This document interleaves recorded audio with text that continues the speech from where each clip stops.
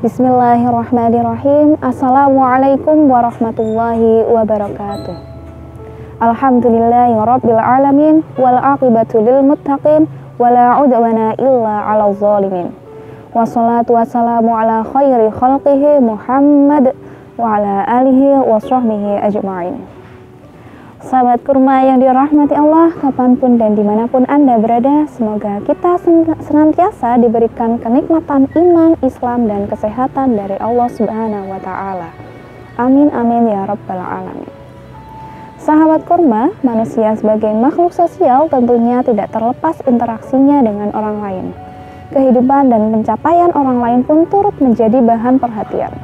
Melihat teman-teman, ada yang pintar sekali baca kitab kuning, ada yang kaya raya, ada yang selalu menang dalam perlombaan, dan masih banyak lagi. Lalu apakah kita boleh iri terhadap mereka? Ya, kita memang tidak boleh iri terhadap mereka, namun kita juga diperbolehkan iri terhadap mereka, bahkan dianjurkan. Karena iri yang kita pahami sebagai menginginkan kenikmatan orang lain, dalam bahasa Arab dibagi menjadi dua. Yang pertama adalah hasad dan yang kedua adalah ghibthah. Yang pertama adalah hasad. Hasad dalam kitab Riyadhus Shalihin karya Imam Abu Zakaria Muhyi bin Yahya, wal hasadu tamani zawali nikmat an sahibiha.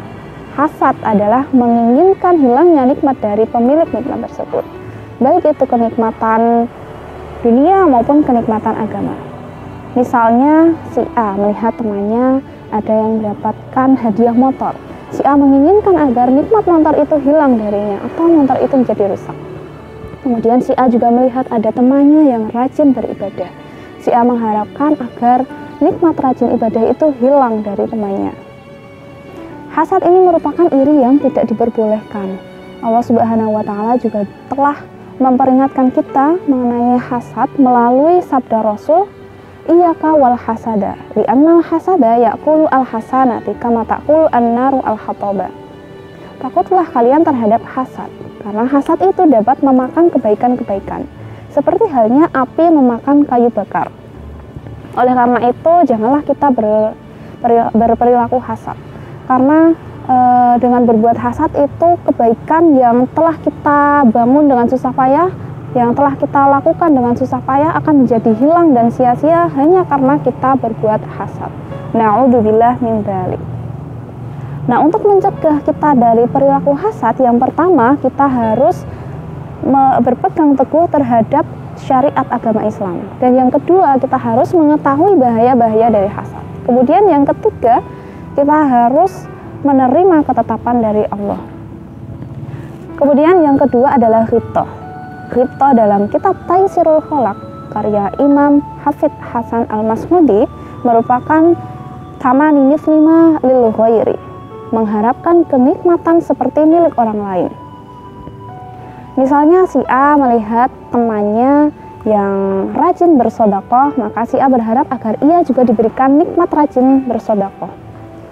Atau si A melihat temannya yang pintar matematika, maka si A berharap agar dia juga diberikan nikmat pintar matematika. Nah, ghibthah ini merupakan iri yang diperbolehkan, bahkan dianjurkan. Karena dengan ghibthah ini seseorang menjadi termotivasi untuk menjadi pribadi yang lebih baik lagi. Dan hasad dan ghibthah ini merupakan pembeda antara mukmin dan munafik, seperti yang telah disabdakan Rasul, wal mu'minu yaghbitu wal munafiku yahsudu. Orang mukmin itu berperilaku ghibthah, sedangkan orang munafik itu berperilaku hasad. Sahabat kurma, semoga kita senantiasa dijauhkan dari perilaku hasad dan didekatkan dengan perilaku ghibthah. Demikianlah sahabat kurma yang bisa saya sampaikan.